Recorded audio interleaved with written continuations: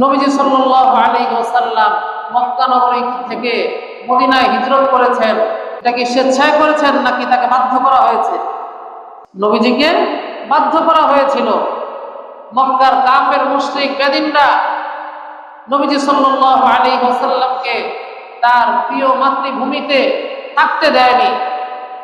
এর একটাই কারণ ছিল, সেটা হলো তিনি কেন এক আল্লাহর দিকে দাওয়াত দেন, তিনি কেন লা শারীক এক আল্লাহর দিকে দাওয়াত দেন, তিনি কেন মূর্তি পূজাকে সমর্থন করেন না, তিনি কেন মক্কার বাসিন্দাদের, মক্কার কাফের মুশরিকদের, বাপদাদাদের, পূর্বপুরুষদের যে ধর্ম, পৌত্তলিকতার ধর্ম, সেই ধর্মকে কেন তিনি সমর্থন করেন না, তিনি কেন একমাত্র আল্লাহ পাকের ইবাদতের দিকে মানুষকে আহ্বান করেন?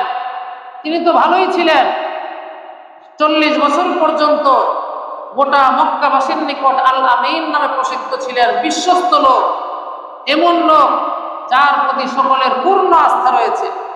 এমন আস্থাভাজন ব্যক্তি সকলের চোখের কাঁটা হয়ে গেল। কেন কাঁটা হলেন? সকলের চোখের শত্রু হয়ে গেলেন। কেন হলেন?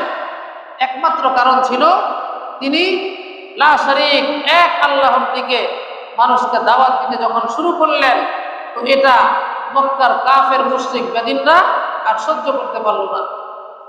নবীজিকে বিভিন্নভাবে অফার করেছিল, হে মুহাম্মদ, তোমার কি লাগবে বলো?